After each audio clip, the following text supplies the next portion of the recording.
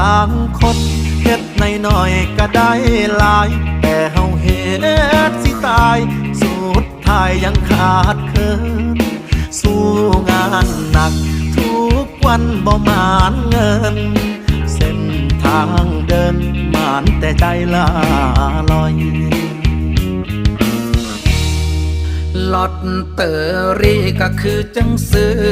ทุกงวดงานบุญงานบวชกินทานกับไป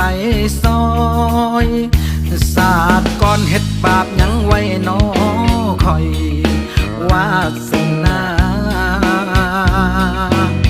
คือจังมาขี้หายแท้ให้คิดสาว่าเจ้านายเฮาคือกรรมเก่าให้คิดสาว่ามาใส่หนี้เขาศาสตร์นี้ท่องคำว่าทนในทุกนาทีเอามาเป็นยากันความแพ้สู้เข้าไปถ้าเฮายังหายใจอยู่สู้ให้พันหูว่าเฮานั้นเป็น